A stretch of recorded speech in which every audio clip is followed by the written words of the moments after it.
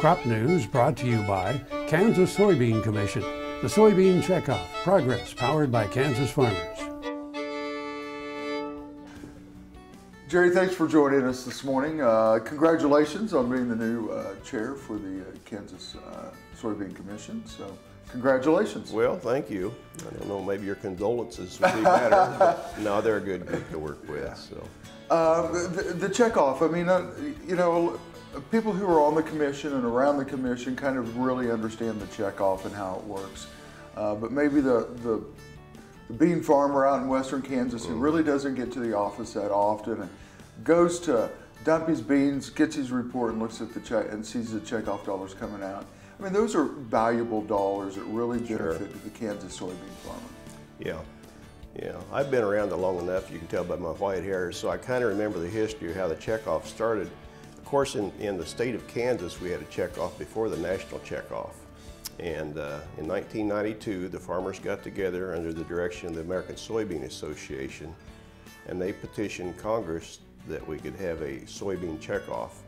And I remember going to the field hearings in Atchison in 1992 or 91, and eventually the farmers voted to have a national checkoff. So our state checkoff went away, and then we had a national checkoff. And so it's 1/2 of 1% of what you sell at the elevators taken out of your check and sent into the state. Half the funds of that checkoff stay in the state of Kansas, the other half go to the national board. So we have two boards. We have our state board here, and all states do, and the other half goes into the national board, and we have 3 representatives from Kansas on the national board, and there's approximately 65 people on that board. Now here in the state, we just have 9 commissioners, and I'm one. I've been on the board, I don't know, 8 or 9 years. You kind of lose track of time. And it's our responsibility to fund adequately and properly the checkoff dollars that we all check off. We're all soybean farmers, all the commissioners are. So we're doing the very same thing, and we want to make wise use of everyone's funds, obviously. So I think overall the checkoff's done a good job, but if you're not involved in it, you don't always know, you know, like you said, you don't know how it all works, but when you're right there seeing it happen every day, you know, you might be skeptical, does it do any good? But I've been with it enough years that it's really worked out well, I think, and I think they're doing a good job overall. So. Well, you know, right now the commission's right in the midst of taking proposals for research and funding for different projects. So, you know, that's really kind of how the checkoff dollar really works. Yeah, we get real busy this time of year. Typically it's the end of November. We'll have all the people that want to contract with us and do work on research and any number of things come in and make their proposals to us. And we will listen, and then at the end of the day, like today is Friday, and we're going to be going into, after all the presenters are done, we had a whole day yesterday, we will decide which ones we're going to fund and which ones we're not going to fund. And there's a myriad of proposals that come in every year, and some we approve and some we don't. But we want to get the most bang for the checkoff dollar for our soybean farmers, because, you know, it's quite an investment, you know, in this day and age. But overall, it's, you know, it's a challenging process, and but it's rewarding. You got a lot of good farmers year round. And, you know, anybody is invited to sit in on these meetings. You know, we have open meetings, so if you want to come in, the farmers do, they're always welcome to, because we meet several times a year for different things. But this is our main meeting for taking proposals.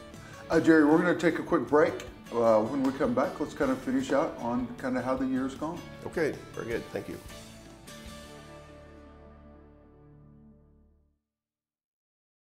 Crop news brought to you by the Kansas Association of Wheat Growers and Kansas Wheat Commission.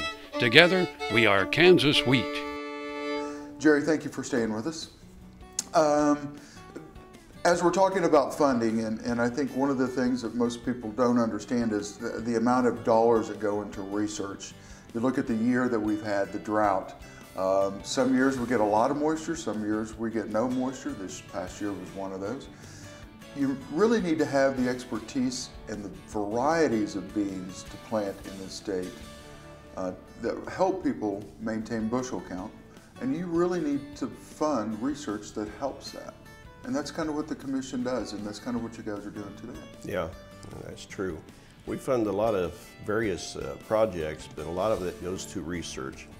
I think like 20% of our funds this past year went to K-State for their research into soybean, developing varieties that are unique to Kansas, and we have quite a wide variety of environment of weather sometimes. Like you said, it was so dry this past year. But Bill Shapall does a good job over there. He has worked for us for years, done contract work with us and developing unique varieties for Kansas and eliminating some of the diseases. There's a number of researchers over there that help us in many ways that benefit the soybean farmer. And we have other areas that we fund also, of course. We have like consumer education. Many people have seen Charlene Patton on the TV and her cooking. And once in a while she'll bring some over for us during our meeting, and that helps our vote for her sometimes. No, seriously. But we have that, and then biodiesel's been big, and many people know that our executive director here, Kenlon Johannes, was on the ground floor starting biodiesel when he was over in Missouri a number of years ago. And now biodiesel is just taken off, and that creates another piece of demand for our product, the oil part. And of course, we need to remember our number one customer, and that's our livestock industry. And they consume most of the meal that we have, and we want to keep them viable and do everything we can to support them in any way that can help out in their operations. Well, not only that, but we send beans worldwide. Well, that's true. That's just what I was going to say. I think over half of our beans are exported out of the United States. So, and 25% of those, 25 to 28% typically go to China. So I think everybody's aware of that. So that's a huge market. And we have contacts and have had for years through the Soybean Association's offices. We contract with them to keep in contact with them. I had the opportunity to go to China here a couple of years ago and see what's going on over. It's amazing to see the amount of people that are there and the infrastructure, how it's improving all the time, and the people are eating better. So that means they need protein, and if they need protein, then they need livestock or poultry, and that's what our beans go to. In the last 40 seconds that we have here together, Jerry, again, just want to remind producers out there who aren't really hands-on as far as it comes, how valuable that checkoff program is to them. Absolutely. If you see a car manufacturer, they don't just make the car and then hope people buy it.